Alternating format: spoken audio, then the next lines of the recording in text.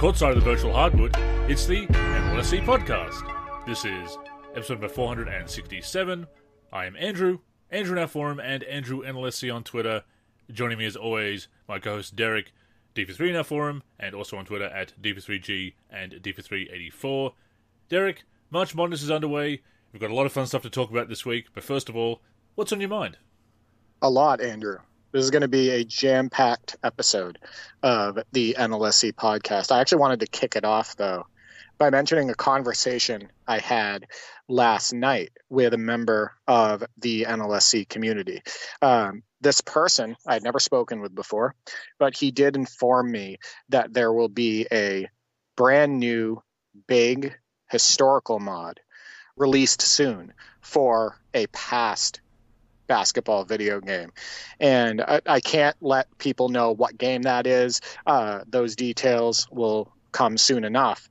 But I will say that it's not for NBA 2K and it's not for NBA Live. But just brace yourselves, community, because this is going to be an amazing release.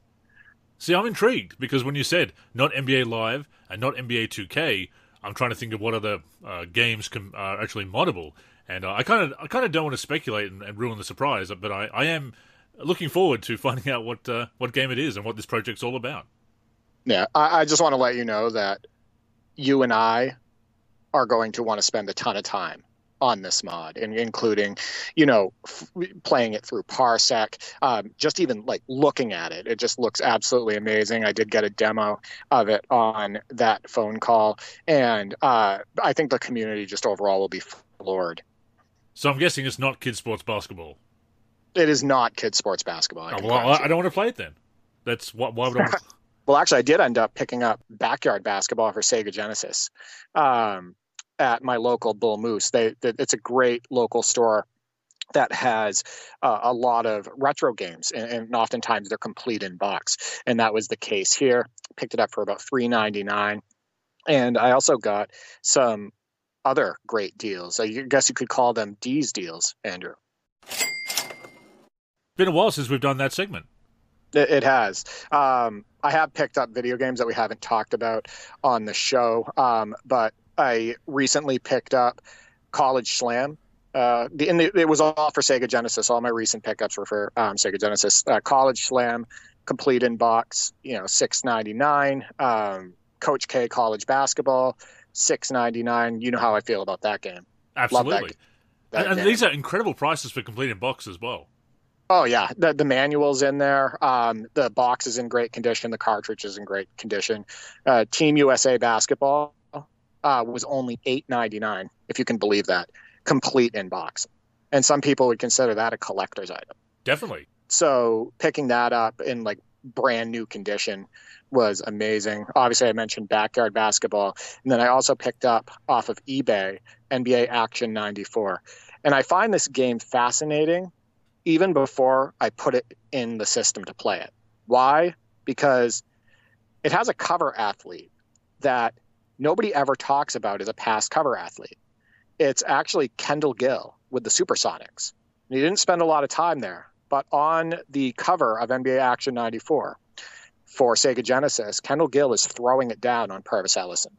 And I just think it's a very unique cover. I think he's a very unique cover athlete, and I think the box looks great. Yeah, I didn't realize he was a cover player. I don't think I might not have actually ever seen the box art for that one. Yeah, it's pretty special. But yeah, those are my recent pickups. To the community, if you picked up anything recently, just let us know, and we'd like to discuss it on the show.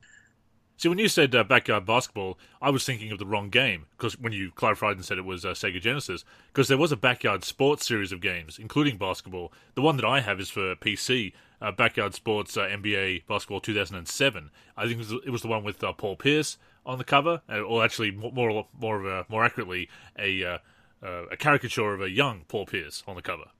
Yeah. So yeah, this is still with NBA players, right? They're still representing the NBA with this Backyard Basketball game that I have.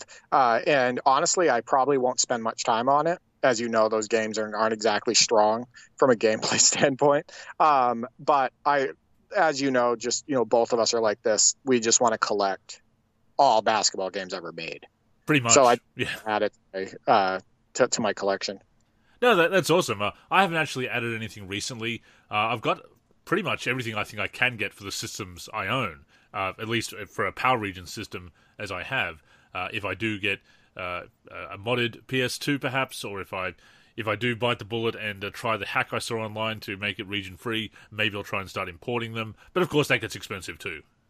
Oh yeah, 100%. I think my next big pickup is going to be Virtua NBA for Sega Naomi. That's right, and yes. It's very, very expensive to get the whole setup. It can be, a couple $100s, sometimes more.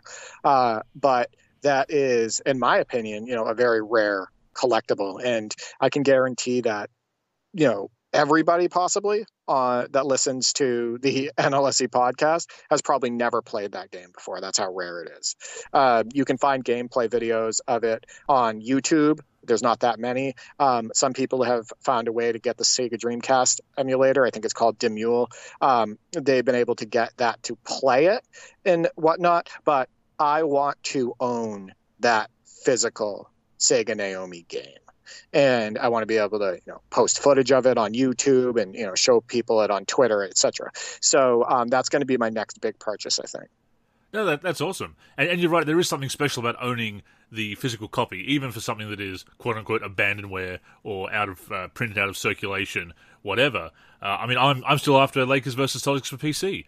Yes, it's out there on pirated copies, abandonware, so quote-unquote abandonware out there, but I want a proper copy of Lakers versus Celtics for PC. I send it to you. I remember I have two of them. Oh, that's right. So, yes. Yeah. No, I just haven't gotten around to, mail it to you and whatnot. I forgot about that. Yeah. Yeah, I need to go into the post office and I need to set up that whole shipping situation and everything. And I will be sending that to you. Now, of course, you're not going to have the box, but you will have the floppy disk. Of course. And as we know, I love my floppy disks. Playing Jordan versus Bird, we actually played, when we connected to play that, we played using my external floppy disk drive. Yes, I could have copied it to the hard drive and had that quicker loading speeds, but there was something very authentic about playing straight off the floppy disk, Derek. Very, very old school. I know it sounds silly, but that's kind of how I felt when I was recording off of the PlayStation 1 and the PlayStation 2. Instead of using the emulator, I was using the original hardware. And, when I was capturing footage of NBA Shootout 98 and NBA Fast Break 98, and then, NBA Shootout 2001 and whatnot, and I was showing that footage on Twitter, uploading to YouTube and stuff. Something extra special about playing on the original hardware and capturing footage that way.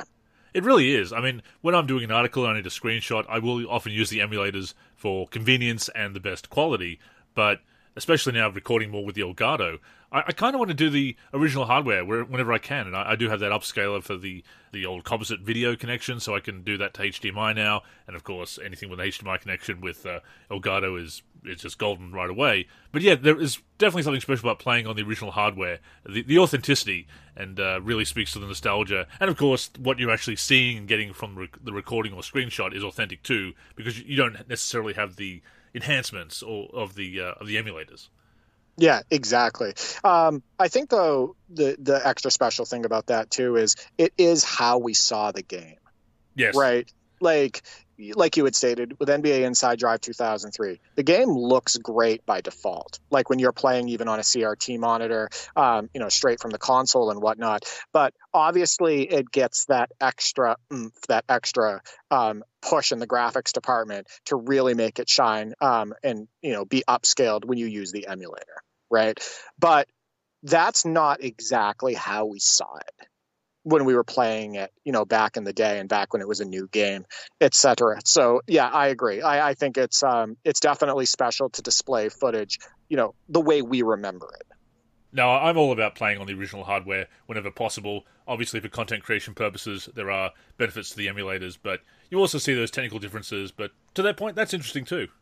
No, 100%. I also got to bring up here early in the podcast, because I want to give Stildo 33 his flowers, you could say. I think that's what the kids say now. I want to give him credit for beating me on the NBA 2K19 94-95 my league with my Supersonic. So I was 24-0 going into a game versus the Jazz.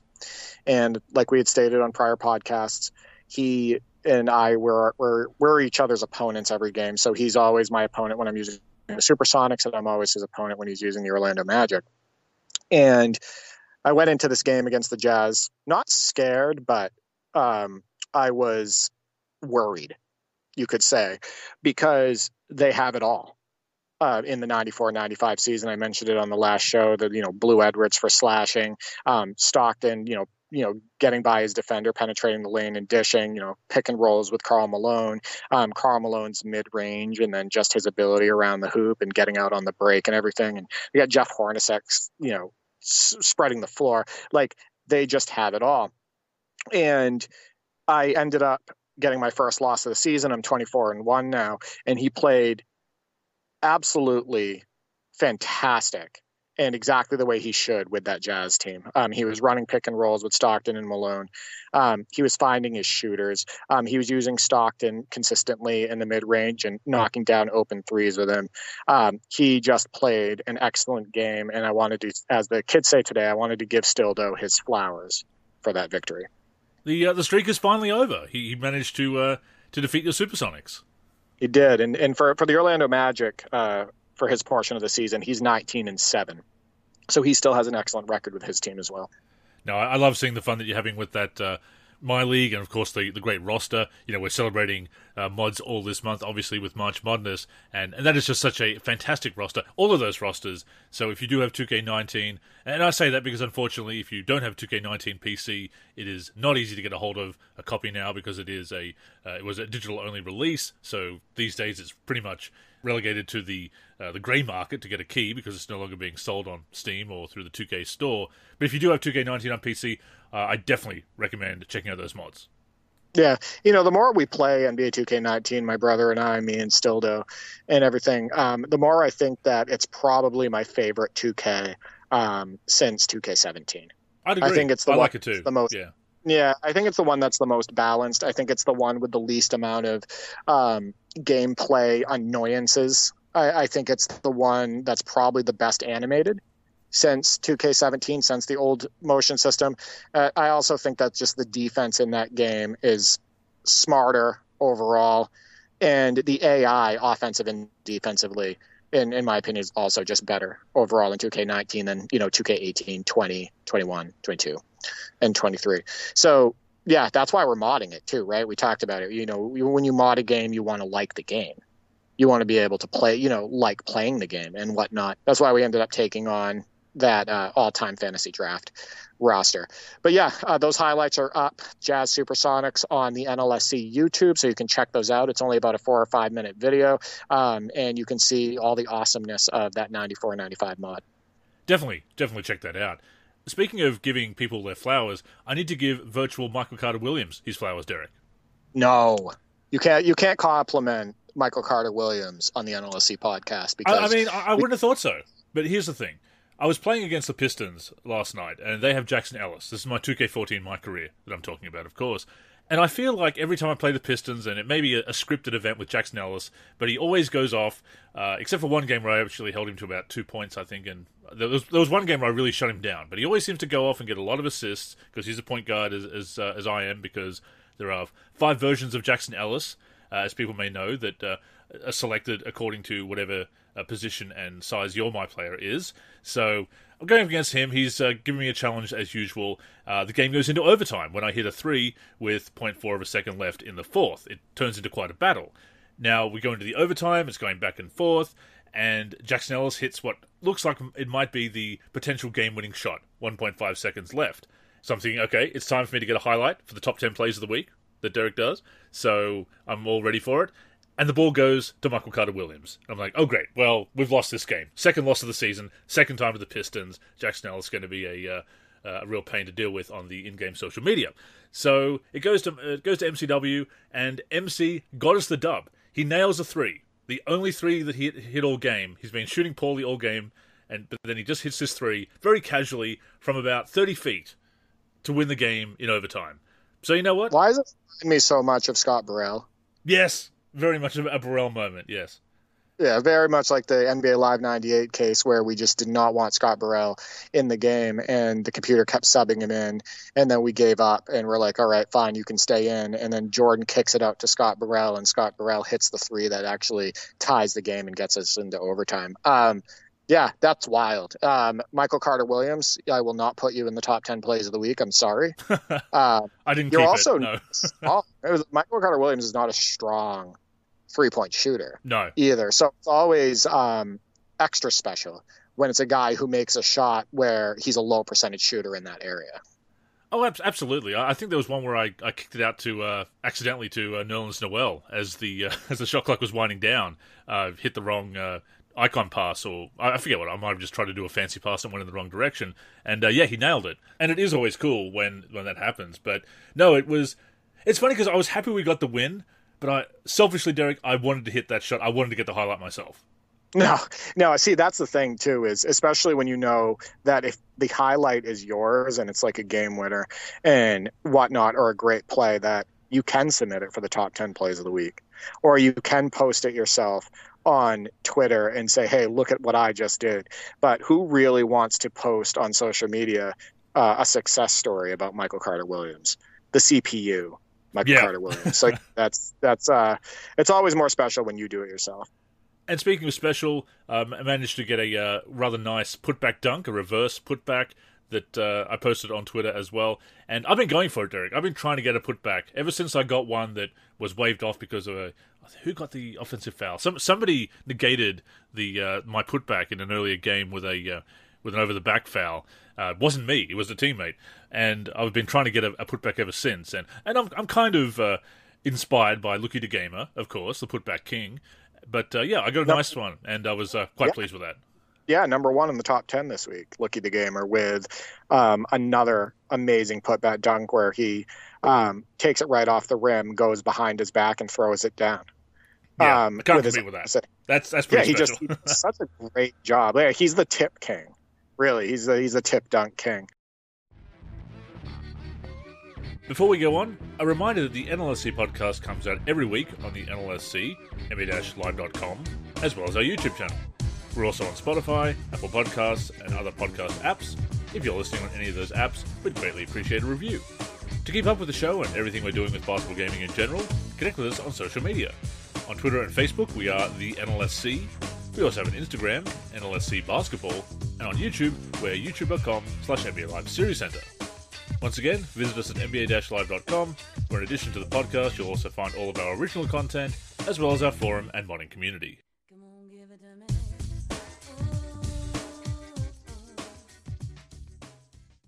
I did want to make a quick announcement, though, Andrew. I'm going to be running through the NLSC an NCAA March Madness tournament on NCAA Basketball 10, and we're going to be using the PS3 emulator for this. And you, my friend, are participating. You're going to be the NC State Wolfpack, and it's going to be 8 different people because it's an Elite 8 tournament, from around the world, and they're going to be competing for that number 1 spot, and the winner is going to get a $20 Steam gift. So I think this is going to be a lot of fun. No, I'm looking forward to participating this time around. I haven't been able to really take part in the tournament since the Live 10 connection letting me down, but I'm going to give it a try because it's been working great for us as of late. So I'm really looking forward to it. Yes, is it King J Mace was able to snap up UNC before I did? Yeah, so King J Mace is going to be using UNC, but these are the participants in this tournament. So we have Andrew, as we already stated, Stildo, King J Mace, B-Ball Video Games, Mole, who actually, I believe he works for EA Sports, Fathom, Danny, Jay Rowling, and Tecmo Bowl. And Tecmo Bowl has participated in many of our tournaments in the past. And I'm going to post the bracket on Twitter, on the Discord. I'm going to create a thread on the NLSC. So the games are going to begin on March 11th, so Saturday. And we've had a couple of people asking about tournaments because people have just had a blast with the tournaments you've been hosting so far. Obviously, with it being March and March Madness, it's a perfect time to do a tournament for, especially with a college game. So it's going to be a lot of fun. There'll be highlights all over the place, as you said. And of course, yes, please get involved with our Discord and forum, not just for this tournament, obviously, but yeah, a lot of good stuff going on in both the forum and the Discord at the moment, Derek. Yeah, it's already been a great year for the NLSC in relation to NBA 2K23 modding, all the gameplay videos that are going up on the NLSC YouTube, all the Twitter activity related to the mailbag and all the highlights that we're showing and everything, and, all the participation in the NLSC Top 10, all the great modding projects going on right now, Thundershack and 2K20 continuing his historical rosters, you and I working on NBA Live 96, and then also NBA 2K19, those big roster projects, all the great cyber faces and everything that are being created and mod tools by people like, Hookup Guy and Luya and everything. It's already been a great, great year in 2023 for the NLSC. Lots of fun stuff going on. Please get involved with that. I'm actually getting into the spirit, Derek. I've actually released 4 mods so far this month. Andrew has 3 bugs going on right now, NLSC community. 1, the video upload bug. Andrew's been using his Elgato, uploading a bunch of gameplay videos to the NLSC YouTube. That's one of them. The other one is NBA 2K14. This is a bug that he's caught and had for about a year and a half now. That's terminal, that one. Yeah, that one's intense. That I don't think that's going away anytime soon. And he's caught the modding bug. And not just because of March Madness. Him and I were working on the NBA Live 96 project, through January and February. But just this year, it feels like you're really intent on getting back into the modding scene, and it's really cool to see. For sure. And yes, I'm working on some bigger projects. They're coming together. Some of them have been on the workbench for a long time now. And I've also got some other ones that I'd like to, other older mods that I'd like to enhance. I mentioned it last week's show, some more enhancements to the 96 rosters for 2001 and 2004 for our fellow retro gamers. The 99 rosters, for the 2002 rosters for NBA Live 99, I can add some faces to that. I've gone back through the archives and found some great resources for that. Updating some of my older definitive NBA Live 95 and 96 projects, the 2K10 rosters, as I've said, with the adding the missing legends to that. So, yeah, just trying to do a lot of things. And in between those bigger projects, Derek, just putting out these smaller releases. Of course, I did release the draft roster and jersey rosters for Live 96 that I've mentioned on a previous show. We've played games with them before. That was a lot of fun. But also the 2022 playoffs and finals logos update. Found a fix, actually, for the training camp bug/design flaw in NBA Live 2004's Dynasty mode. I put that out there all these years later. 20 years too late, maybe, but hey, I found it. Going through the files, I found that and found out how to fix that or adjust it for people who don't like the idea of if you assign less than 20% of the training time or 25% of the training time, you actually go down. Your players will actually decline from training, so that fixes that issue, or design flaw, however you want to look at it. So yeah, just getting into the spirit of it, and yeah, I'm really enjoying it. Well, you notice a theme here with a lot of the modding activity on the NLSC community, including some of the projects that you are working on and you and I are working on in tandem as well, is a lot of it has to do with retro content, right? Whether all-time teams roster, all-time fantasy draft, Thundershack, what he's doing for 2K20, individual seasons, the 2K19 project with Stildo, where it's seasons from 86, 87 to 94, 95 right now. He's almost done 95, 96. All the activity related to the UBR and URB on, from 2K12 to 2K14. Like, retro is the theme, right? And it's been the theme for a long time in the community. It's been the number one theme, in my opinion. I think those are the most popular rosters. And why? Because there's something fascinating and special about it.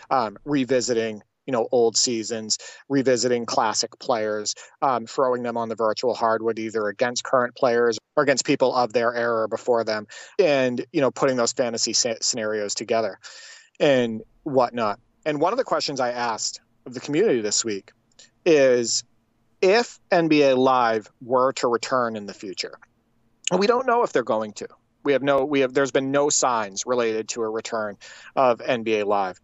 But if they do, so I asked the community, if NBA Live was to return in the future, what would you like to see for historical content, for retro content outside of Ultimate Team? And I wanted to make sure that they would, keep it realistic with their responses. I asked them to factor in licensing, etc.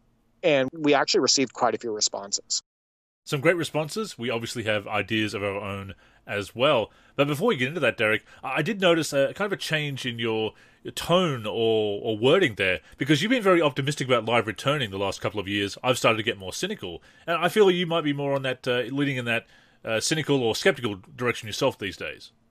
No, I'm not. I'm in the exact same boat. I do think they're coming back. Really? I do. I think they're coming back. I think that there's a reason why it hasn't been canceled already. As in, when I say canceled, I mean killed. I think that they still understand that there's only one player in this space, and there's definitely room for more than one player. I think that there's minds at EA that want to see this series come back and make a splash. I think that they see that there's still opportunity there. So, I think that NBA Live will return. I've said it for years, and I still stand by that.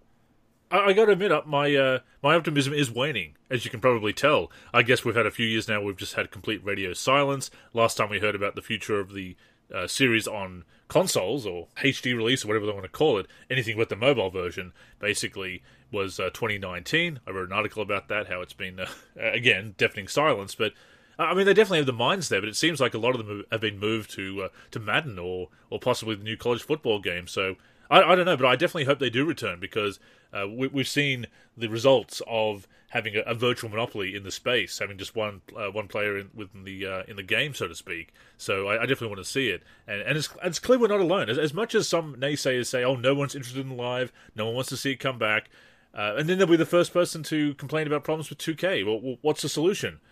Competition. Right, exactly. I think that fingers crossed, because the consumers do deserve a second option. They deserve options in general, just like I believe they do in the football space, right? In the NFL space. I think that it would be great to have an NFL 2K out there to give people a different type of gameplay experience, a different type of presentation, something different, mode-wise. I just think it makes sense. So I think that if EA Sports NBA Live does not come back, it's just a huge missed opportunity. It's just a major missed opportunity. I agree, and I'd like to remain more optimistic than I am, but I guess we'll wait and see. In the meantime, we can certainly talk about ideas, as we have been doing for these past few years, since NBA Live 19 being the last release and all. And to the question that you posed, yes, having historical content outside of Ultimate Team is so important, and it's how they really missed an opportunity and really missed the mark with NBA Live, basically since it came back on that last generation. You need to have that content outside of the paywalled mode, the card collecting mode. And yes, you can't do it as well as 2K's done it, because they've got a lot of the players to under exclusive contract. Michael Jordan being an obvious example. I think Kareem might be as well. And you've said it in the question, think about licensing, and yes, that is a very important point to consider. I mean, if we're doing kind of a pie in the sky dream scenario for NBA Live, yes, getting those players back would be ideal, but what is the most likely? And you can definitely have all-decade teams with the players that they did include in Ultimate Team, and you can have some of those other kinds of concepts that use those historical players outside of Ultimate Team, and you really need to do that, because people want to play with that content. Look at 2K's got a lot of historical content outside of My Team, but there are some My Team exclusive players, and that is frustrating. But they're all exclusive to Ultimate Team in Live, so you absolutely need those all-decade teams and other concepts like that. It's the extra content that goes that extra mile that really endears you to a game.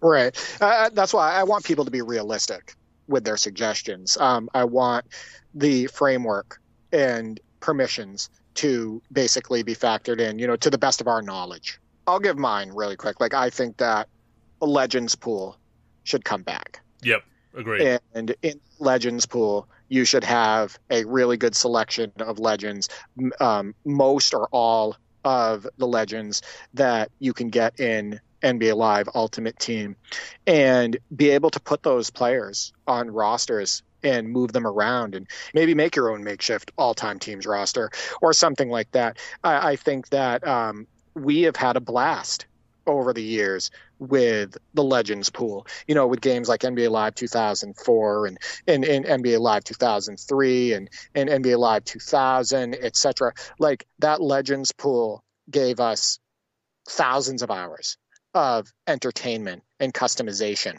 and whatnot. So I'd love to see a Legends pool come back. And then, yes, the all-decade teams. I think that was a staple to NBA Live. So people got to remember that, NBA Live was doing the all-decade teams thing and the Legends thing before NBA 2K. It was like a big thing when they were doing it. And so I think at minimum, those two pieces should be in the new NBA Live if one comes out in the future. So Legends pool and all-decade teams. And with the Legends pool, my recommendation would be allow for, basic roster editing. Create a legend, allow us to, create a player, create a legend, but also, just edit the players in a manner that you should be allowed to in 2023 or 2024 or whatever, when the new game, or if the new game gets released. But allow us to edit their ratings. Allow us to possibly have a selection of signature shots to choose from and edit their signature shot. Allow us to add an accessory, a headband, or something like that, knee brace. Like, allow us to do the basics and roster editing, and then also allow a roster share option, so we can share those rosters with the community. And that just gets more people to spend more time on the game. So I think at minimum, those are the two that I would put in newest Live. What about you? I think those are all essential, those three. Robust roster editing, customization, sharing, of course, having those legends available outside of Ultimate Team in some kind of all-decade setting. And yeah, the Legends pool I've always been a fan of. I think that's something that 2K should have as well, just so that you can add legends to a custom roster without having to destroy the existing retro teams, or have to necessarily, or even if it's just an extension of the player DNA cloning system, 2K could have it as well. But definitely in NBA Live, I'd love to see them bring that back. The other thing I'd love to see outside of Ultimate Team are retro jerseys. Now, we do see retro... We see the throwbacks in NBA Live on the past generation, the ones that are being worn, the throwbacks for throwback nights in the current season, but not that big variety of jerseys that we see in 2K or older NBA Lives. Look at NBA Live 10, a game that I'm very fond of these days. It had a great selection of retro jerseys and other alternates and everything, and 2K does a great job of that these days. But it felt like they were doing the bare minimum of jersey inclusions in the last generation of Live. Oh, I agree 100%. And how often do we go to those historical jerseys in NBA Live 10? Pretty much every time. How often? Yeah. Pretty much every single time, because it's awesome to look at them. It's awesome to see the players in that game wear them. It just adds a whole different element to like the gameplay experience. And then when we upload those videos to YouTube, I think the videos look extra special. So let's get to some community responses to the question now. Mike, MP3, shout out to you as always, says, big moments, for sure. Honestly, just releasing a game full stop at this point would be a huge plus to the community, and I think we definitely agree with that. And yet, big moments I thought was a great idea that they just didn't explore enough, and they actually did have some historical big moments in at least a couple of the games. I remember they had a Magic Johnson big moment in Live 14, which really caught me off guard, but was kind of cool. I think they're kind of limited licensing-wise. True. Like, I think, even putting one historical team together, let's for example say, I don't know, like the 94-95 Pacers for like a moment or something like that. Like, if they tried to put together the 94-95 Pacers, they just run into a slew of licensing issues. They can't get Reggie Miller in there. They have the rights to Rick Smits, but do they have the rights to Dale Davis? Stuff like that.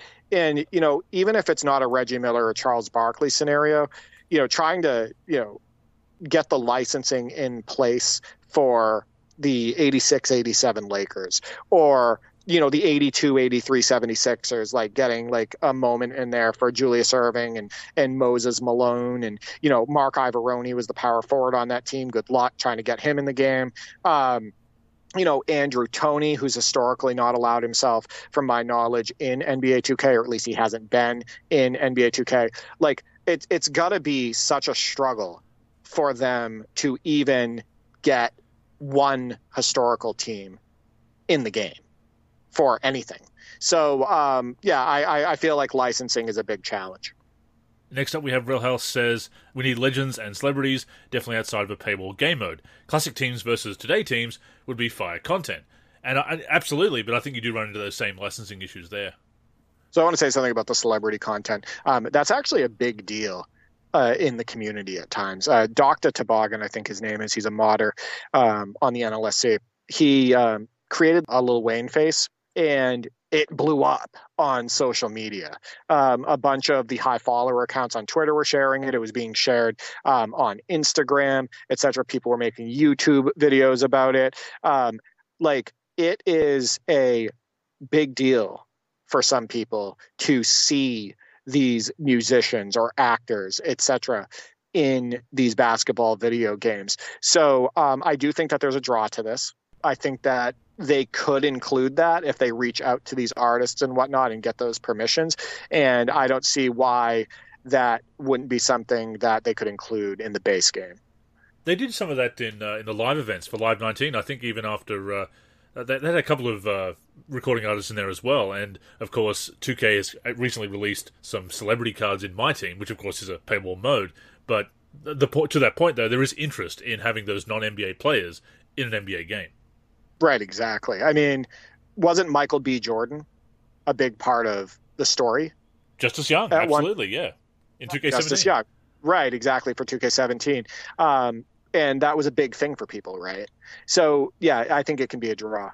The only game to have Michael Jordan and Michael B. Jordan in it, as far as I know, at least officially. But that being said, King J. Mace says, decade teams bring back all the NBA Street Legends too. They did Stretch, that was in Live 19, of course, but I wanted to see them on all one team. And yes, since they've got the license for those fictional characters, that's an interesting idea as well. King J. Mace loves the Street Legends. We've talked about this before. And that is an amazing idea. To be honest with you, how many people would be putting those players on the floor? A lot. And you know it. There would be YouTube content going up in relation to, playing with Stretch and whatnot. And that team was a big hit and a big deal when it was in NBA Jam on Fire Edition, right? You and I used that team. Yeah. The Stretchman Road team and whatnot. So, yeah, I think that having those guys in the game and, being able to either put them in the 5-on-5 action or put them in blacktop action or, court battles or something like that. Yeah, I think that's a great idea. And Steven, the Live King, says, FIBA, big moments, done right, and a Legends pool for Creator Team. And yeah, we're all about that as well. Yeah, I brought up the Legends pool. I think that is essential in the next NBA Live. And one of the biggest reasons is just to prove that they are trying, with the retro content, that they care about retro content outside of Ultimate Team. And that is also a very easy implementation, right? It's basically like a free agent list, but just for Legends. So it's not something that would take a lot of blood, sweat, and tears to get in there. So with the FIBA teams, yeah, that was a big deal in a game, like NBA Live 09. I put Argentina on the floor recently, and I was using Walter Herman. As you know, he's a video game legend in my household and one of my oldest brother's favorite players. And just the way they did that was so well done with the courts and the atmosphere and the gameplay and whatnot. And that's also something that 2K hasn't gotten a hold of or tried to get a hold of, from my understanding. In the past, they did have EuroLeague, and they dropped the ball on that one. And the EuroLeague teams are no longer represented in the 2K series. But FIBA-wise, that was like an NBA Live thing, right? So I think that it would be cool to, negotiate or renegotiate with FIBA and see if you can get those teams back in. I think that's a great idea. And look, NBA Live has a lot of issues, as we've discussed before, that they need to fix up when they're coming back, from gameplay to the depth of modes. But extra content just goes a long way. does it not? It's just having those extra teams to play with. It screams effort has been put into this game. We've tried to pack as much as we can into this game for you to have fun with. So it's always appreciated. It has people spending more time on the game. It has people talking more positively about the game. It has people uploading more content on the game, which is promotion for the game, right? For EA Sports. It gets NBA Live in people's heads. It gets them in their living rooms. It gets more people to buy the game, etc. There's a whole domino effect, a whole snowball effect that comes with, making sure that your game is complete, that it's deep, that it's interesting and whatnot. And if your game is complete, deep, and interesting, people are going to want to, share that experience more often than not. So in great ideas, for the community. And it's not just the bare bones. It's not just the very basic checklist of what an NBA game has to be. It's above and beyond, and we appreciate that. But the all-decade teams in particular are a very popular suggestion going down this list. Railhouse mentions in response to the Live Kings tweet about changing the All-Star squad. Now, I think that's an important thing to be able to do, to edit those players, as you said, but also to add players to that roster, take them off and replace them if need be. And of course, if we have a PC version, so much the better. Terray2K says they should definitely bring back the decade teams from the old Live games, just so we could use the legends outside of Ultimate Team. The Art of Trevor similarly says the decades teams would be a nice touch, seeing how the 2000s and 10s would match up with the previous ones we've seen would do wonders. And yeah, this is the appeal of the all-decade teams. And I'll also throw it out there, Derek, before I forget, that if they're bringing back the 50s, 60s, and 70s, bring back the ability to have no three-point shot on that court, because they did that in those old NBA Live games. 2K did that in NBA's Greatest, but then the three-point line was there outside of NBA's Greatest, and in all of the games since, all of those old teams from the 60s and 70s have a three-point line and a three-point line in effect. So bringing back that no three-point rule when playing against those teams in their home court, very cool idea. Right, that's something that they had in like NBA Live 09. 2000, Live 2000 they had it. Yes, too, and NBA Live 2000. Even that they had it. That was something that was unique to the NBA Live series. And like you said, with NBA 2K and like NBA 2K23, when you're using those classic teams, let's say you're using the Wilt Chamberlain Lakers and whatnot, there shouldn't be a three-point line there. But, when you play with those teams, there is one.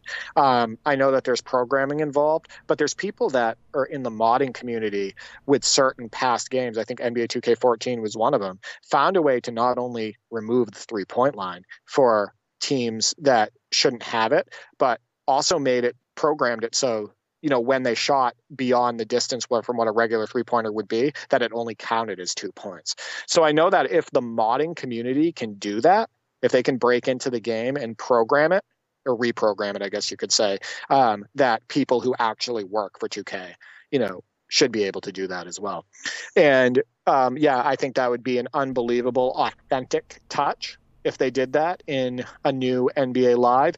And, some of the stuff that we're mentioning is stuff that they did decades ago. And that's what stings. That's what stings, isn't it? Yeah, that's what stings, exactly. Because it's, some of the stuff we're asking for, like a Legends pool and all decade teams, this is something that was in NBA Live 2000. This is something that was in a game that came out over 20 years ago. So we're not asking for the moon here. Right? What we're asking for is to have, at least have the depth of a game that came out 2+ decades ago. And at the same time, allow for roster editing and roster sharing that, basically gives people the options they deserve to have and the sharing options they deserve to have in 2023. These are less ambitious ideas than my NBA eras. And yet that's the thing. Yeah, see, that's exactly right. So if they come back, they have to come back strong. They have to come back with depth. So fingers crossed that, I still think they are going to come back, that if they do, that they put their best foot forward. And speaking of depth and modes, and I alluded to NBA's Greatest there, when the Jordan Challenge, of course, which came back in 2K23, Sweet Jones _OTF, Big Perk says, call it World through the classics and play every major classic moment since the NBA, meaning Wilt's 100-point game, etc., but as a standalone mode in the game, no online or microtransactions. And yeah, I mean, doing the basics is important as far as getting the retro jerseys in there and all decades teams and so forth, and roster customization. But if they were to push it to the next level and have some kind of a mode, that would be really cool. But of course, once again, you do run into the licensing issues there. You run into licensing, but I like where his head is at. Absolutely. Because what he's thinking is, hey, you know what? We had the NBA Greatest mode. We had the Jordan Challenge and everything. Why can't EA Sports, with all of their influence, with all of their finances, all of that stuff, with all the money they have, why can't they, reach out to people and, decision makers and whatnot, and maybe to some of these, past players and in coaches and whatnot.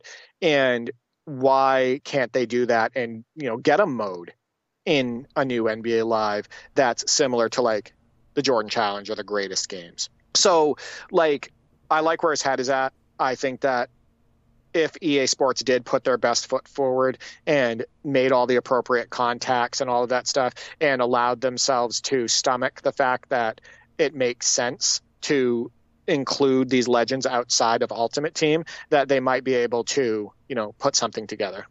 And hey, Kenny Gaddison is right there on Twitter to help with this stuff. Right. See, people got to understand something. NBA Live Ultimate Team, there's a lot of legends in that mode. A lot. That means that EA Sports has the rights to use those players in their game. It's just you don't have access to all of those players outside of Ultimate Team. So it's really somebody in the decision-making process basically saying, hey, it makes sense for us to move these legends out of Ultimate Team, and it's for the greater good of the franchise. And, somebody basically saying that, EA Sports, us, we're not going to be losing money by doing this. If anything, it's just going to help grow the franchise. And just a couple more responses here. First from Juicy Shack Meat, says, I'd love NBA Live to introduce a game mode where we play by the on-court rules of previous eras, such as a shorter painted area, pre-Chamberlain, illegal defense, pre-2002, and no three-point line, pre-1980, among others. I think it could help current basketball fans and gamers grasp a better understanding and appreciation of why players played the way they did back then. Many basketball followers nowadays belittle past eras while ignorant to the context behind why it was played that way. And that's a very interesting idea, that you could do that with current players, but now they're being challenged to play with the rules of the previous era and the court dimensions and so forth, and the key dimensions. And that would be, there's a challenge to program that, obviously, but you don't need to license any players necessarily to do that. So that's very interesting. I love that idea. I think it's a great idea, but I feel like NBA 2K is more equipped to take something like that on at this moment in time. I think what we're going to get more than likely, if we do have historical content enter a new NBA Live game, that we are going to get, I'm not going to say bare minimum, but we're going to get the basics. Like we've talked about, if anything, it would be a Legends pool and all decade teams. And it would probably, just be that. That's my opinion. And you need that. You need the retro players because they kind of sell the retro content as well, the big names of the past. Oh, no, 100%. And I think his idea is amazing, but I feel like NBA 2K would beat NBA Live to the punch on that. I mean, look what they just did with NBA 2K23 with the introduction of My NBA Eras and, era-specific rules. And then also the retro filters and everything. They're already kind of moving in the direction of what Juicy Shack Meat just proposed, if you really think about it. So I wouldn't be surprised to see that in the future 2K. And to that point, I'd love in 2K if they could bring some of those options outside of My NBA Eras, just so you can have a once-off, especially now that they have the My NBA Eras rosters outside of the mode, having those rules as well is essential. Oh, no, 100%. And finally, Jordan Kobe Wade 7 says, to be honest, the best route for Live is robust creation tools, which allow users to create, share everything themselves, and NBA Sandbox of sorts, which avoids any and all licensing issues, and instead puts the creation in fans' hands. Focus on gameplay and the on-court feel, fans got the rest. And obviously, I think that there's an argument to be made for the selling point of having that content in the game by default. I think that is important, but you definitely need to have those robust creation tools as a backup at the very least. So if I were to make a video game, if I were to make a basketball video game, I would basically create a game that offline, so like outside of any mode, just in your regular menu screens, you would have an option to have like a jersey creator a court creator, an arena creator, you know, be able to locate your team, relocate your team, etc. The stuff that you basically have in like NBA 2K23 My NBA and My League, that is what I would have as an option for just your regular roster editing and whatnot. And I think it would go a long way. There are franchises, indie franchises and whatnot, that are doing this, like Axis Football, which I'm sure you're aware of. They have a thing where you can create your helmets, you can create your jerseys, you can create the way your field looks, etc. Maximum Football, that series, they have, customization for all of that as well. And you don't have to be in a season mode to do that customization. And what this does by having, those options and it not being tied into like a mode or being restricted is you can create historical seasons, all-time rosters, all of that stuff. You create fantasy scenarios and everything. You can basically do whatever you want. Make sure that your created player limit isn't something like 100 players. Make sure your game has, the space to hold 500 created players or more. So I think customization is key and roster sharing is key. But that stuff can't be locked into like a mode or be restricted. No, I agree. That is the drawback with some of the great tools we have in 2K is that we can't use them outside of my league or my NBA. Exactly. But thank you to everybody for the suggestions. Some, I think, very common suggestions. There's some very common ground, I should say, Derek. I think we all want the all-decade teams back and the deep creation tools and just some of the things we saw in previous games. We just, again, it stings to know that content was feasible and there in older games and was just left by the wayside, kind of as of the Xbox 360 generation with some of it, and it just hasn't come back, while 2K has just gone from strength to strength in its extra content, and that's now set the standard for basketball games. Here's the bottom line, Andrew. If NBA Live comes back, so if EA Sports is like, hey, we're bringing this franchise back, it can't be half-weighed. It can't be half effort. They have to put in the money, time, and resources into making NBA Live great. They need to focus on the depth. They need to focus on the gameplay. They need to focus on the graphics and the presentation. And they need to just go all out. And I hope that's the case if they do come back. However, I do want to point something out as we get to the community mailbag. If they do come back with more historical content, they need to pay more respect to the legends than they did in NBA Live 2004. No, they definitely do. And speaking of Live 2004 and Legends ratings, it is time to open up the mailbag. To the mailman. Slamming it down with a nasty dunk. So in NBA Live 2004, there are 57 legends in the Legends pool. And only 7 of them are over 90 overall. So I asked the community, can you guess those 7? So Andrew, per tradition, I'm going to quiz you first before we get to the community's responses. Can you name the 7? Here are their overalls. 99 overall, 97, 94, 94, 94, 92, and 90. And just a reminder to the community, Barkley and Kareem are not in NBA Live 2004. So I did have the potential to have an advantage here because I did have Live 2004 open the other day, but wouldn't you know it, I didn't look at the Legends pool, so I'm going to have to go off memory and guesses here. I'm going to say Michael Jordan, Wilt Chamberlain, Hakeem Olajuwon, Magic Johnson, Larry Bird, Bill Russell, and Shaq. So it looks like you got 4 out of the 7. So Jordan, 99, Bird, 94, Wilt, 94, Magic, 94. So great job on those. Julius Erving is 97. Scottie Pippen is 92, and Karl Malone is 90. So those are the other 3. I'm just trying to think of what Shaq's default rating was, because it feels like non-legend Shaq was 90 at that point. Or maybe misremembering. So some of the ratings in here for some of the legends are just incredibly insulting. For example, and we're going to get to the community's responses, but I just wanted to explain why your guess for Bill Russell was so far off. Bill Russell is 85 overall, which is the same overall as Jermaine O'Neal. So with all due respect to Jermaine O'Neal, that feels wrong. That is an absolute slap in the face to 11-time NBA champion, standard in everybody's top 10 pretty much, of all time. Obviously in our top 10 of all time, easily. Some people you can make an argument for him to being number one all time. But yeah, same overall as Jermaine O'Neal. That's pretty insulting. And Scottie Pippen, I mean, I guess you think of all of his athletic ratings and his all-around ratings, that might boost it up. And the overall ratings in Live 2004 were very sketchy to begin with. I think LeBron debuted as a 69 overall as a rookie. And yeah, there's a lot of ratings in Live 2004 that...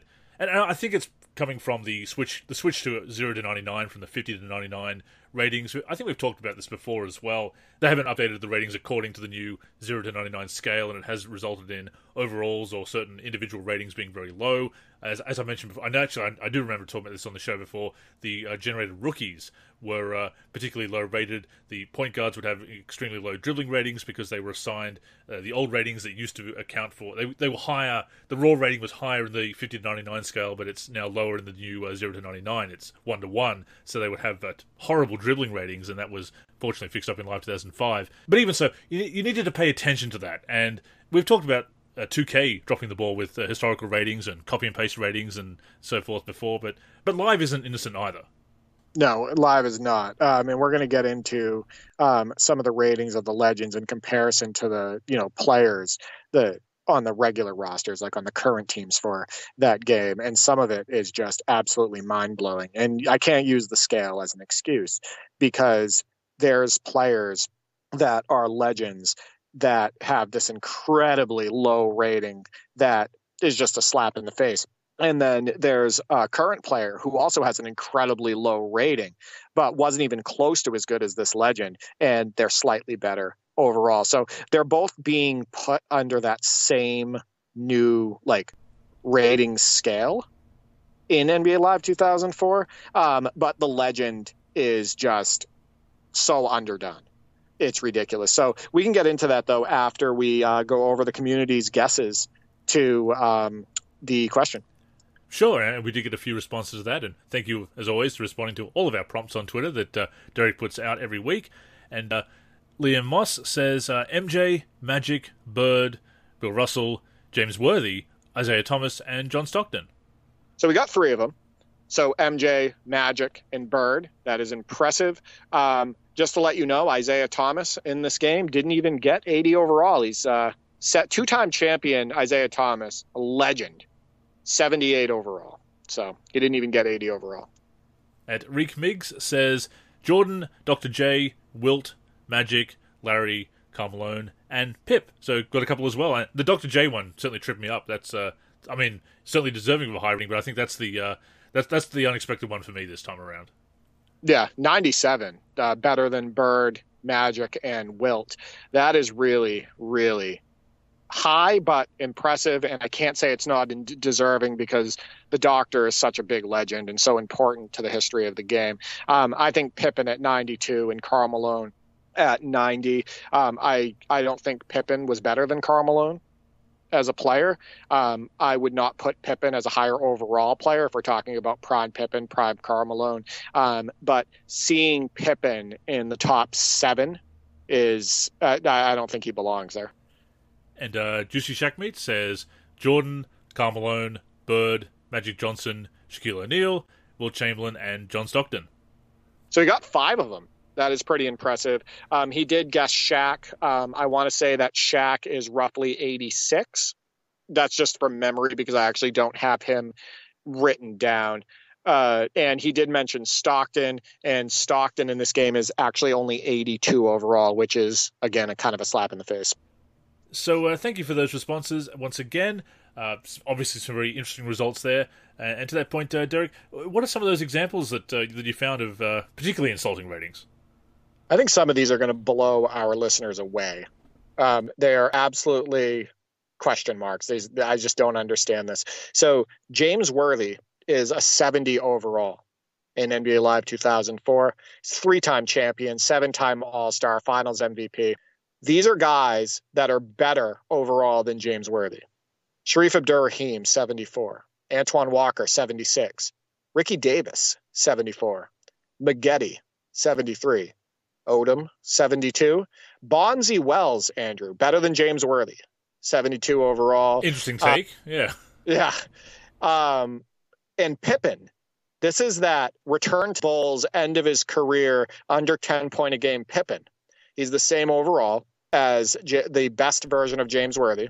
And Brad Miller is the same overall in NBA Live 2004 as James Worthy. I mean, what a slap in the face to James. Very much, yeah. It's big game James, horrible ratings for him. And once again, I do wonder if they've just paid more attention to the current players and updated their ratings according to the new scale and just glossed over the ratings. But even so, there's still no excuse. That's still a huge misstep. Right, but if NBA 2K did this and somebody went on to the 2K all-time teams or on to the classic teams right now and they saw that James Worthy was ridiculously low rated, that would be talked about on social media. 100%. Like, they wouldn't be able to get away with it today. There would have to be like an update pushed through because there would be all of these like alarms going off. Well, it's like Terrell Brandon being 5'1". You got to fix that. Right, exactly.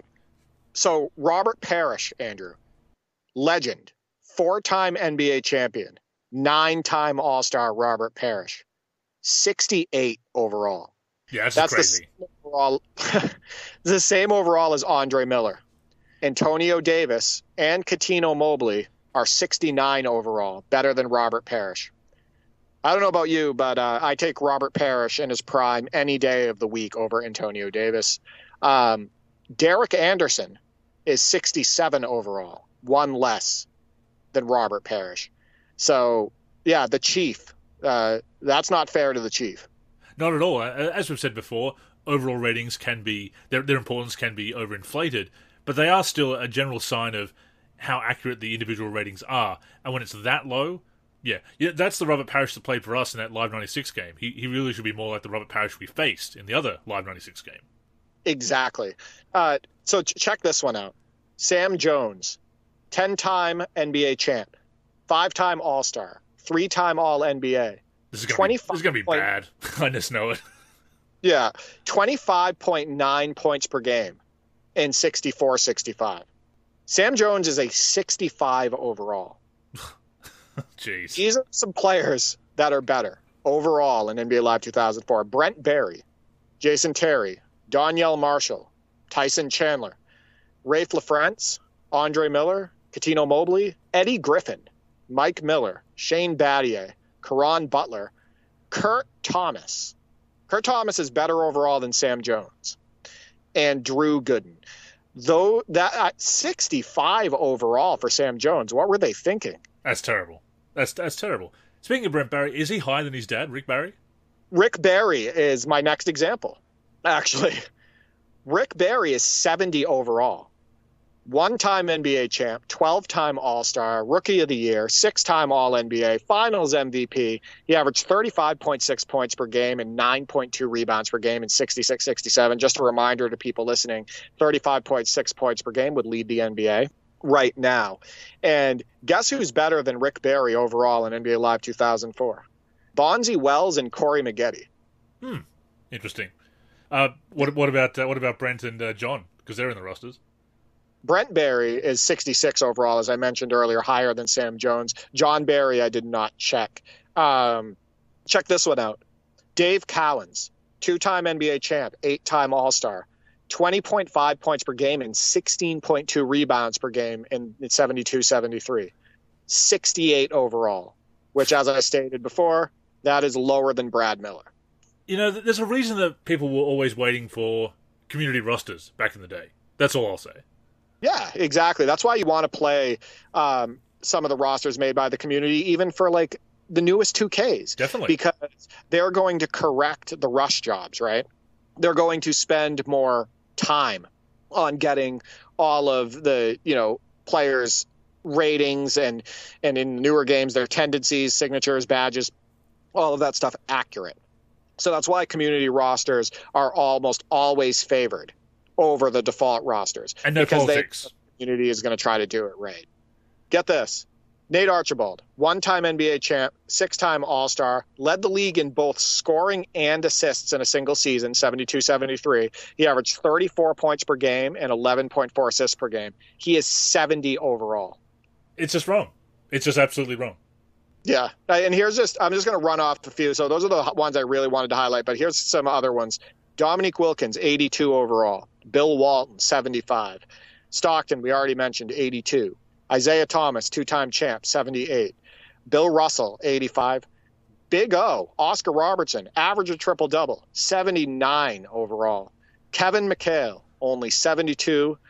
Hakeem and Shaq are actually 87. Hakeem Olajuwon, the best version of Hakeem Olajuwon's only 87 overall. They have Pippen at 92. That makes no sense. Nobody takes Pippen over Hakeem. Reggie Miller, 73. Moses Malone, 74 overall. That is 11 lower than Jermaine O'Neal. John Havlicek, 71. George Gervin, 74. And Clyde Drexler, 84. So again, they put the legends in that same scale as the current players. Like if you go through the current rosters, current players for NBA Live 2004, you'll see a bunch of teams. Pretty much every team has a ton of like 50 overall players, like between 50 and 60, right? Or between like 50 and 65. But they just really underdid the majority of the legends. And I didn't even mention guys like Bill Sharman and stuff, which I believe Bill Sharman might be under 60 overall. It's just wild what they did. Yeah, I'd forgotten all about that. I always think of the current players having weird overall ratings in Live 2004, but it's been a while since I've gone through and looked at the legends, but definitely off, and it just goes to show how long this has been going on. I think you need a couple of people working on the rosters, somebody to really focus on the historical content, and somebody else to... I suppose you could... There might come down to disagreements there, and you're trying to have consistency in the rosters, but yeah, you just need something. You need more consistency and more accuracy in these retro rosters, and clearly it's been going on for a long time. Yeah, I mean, they underdid a lot of the players in this game for the current players. Like I stated, like Tony Parker and Ginobili are both under 70 overall. They definitely, dropped the ball with their rating system in general. But I just can't believe some of the comparisons, like the Dave Cowens thing and the Parrish thing and Rick Barry and everything. It's just like, what? Really? And the thing is, it's not just about the overalls, because the low overalls do indicate lower individual ratings. And under a certain threshold in Live 2004, with a certain threshold of dribbling ratings, you can barely attempt a crossover without losing the ball. And I forget, it might be the dribbling or ball handling rating, because there's the two separate ones in that game. From memory, that's what they are labeled as of that era. That under a certain threshold, you had the big man jump shot or the regular jump shot, and that was a cool detail. But if the player's ball handling rating or dribbling rating was too low, then they would have the wrong jump shot form out of the two that were available. So it affects other aspects of the game. It's not just a cosmetic thing. Right, and overall, I love NBA Live 2004. Same. Right, and we spent countless hours on it, my brothers and I, when it was a new game, and then my brother and I have a season going on it actually right now, which I've talked about on previous shows using legends and whatnot. But that doesn't change the fact that it deserves to be critiqued, and we've talked about this before. You can love a game, you can praise a game, all of that stuff, but if it has issues, it's okay to talk about it. And the same with 2K. 2K does a lot of things right? Their customization is second to none in sports video games. The depth of the game, just overall, is second to none in sports video games. They do some great things with presentation. They did a great job getting the TNT crew in there. They did a great job adding a mode like My NBA Eras and, having all-time team and classic team content and all of that stuff. But you can praise them for those things and at the same time critique them for their faults and where they fall short. And that's kind of what we're doing with NBA Live 2004. Absolutely.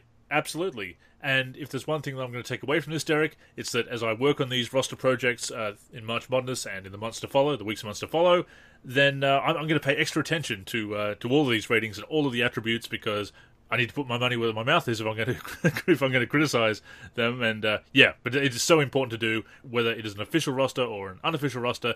So I'm going to take special care and look out for some of those ratings, because I do want to do some things with 2004, and that might include fixing some historical player ratings. Think about that. That's a great modding project. Also, just to let people know, Andrew would never make Brent Barry better overall than Sam Jones. Just to let you know. Maybe a better dunker. I'll give him that. I mean, I never saw Sam Jones take off from the free throw line. So, yeah, we'd give Brent Barry a higher dunk rating. But with that being said, that has brought us to the end of this week's show. As always, we thank you for tuning in and invite you to join us again next week, either on the NLSC, nb-live.com, our YouTube channel, or your podcast app of choice. In the meantime, please connect with us on social media. That's where you can get in touch with us, and of course, stay up to date with all of our content. So, Derek, go ahead and plug the handles. Yeah, you can reach me on Twitter, where I'm the most active at D43G and at D4384. I'm also on the NLSC, D43, and on YouTube, D43. I am Andrew in the forum and Andrew NLSC on Twitter. The NLSC is on Twitter and Facebook at the NLSC. Our Instagram is NLSC Basketball. We're on YouTube at youtube.com/NBA Live Series Center. And of course, keep it locked to the NLSC itself, nb-live.com, for everything we do for basketball video games. So, thank you once again for tuning in, and until next time, I'm Andrew. And I'm Derek. Go get buckets, everyone.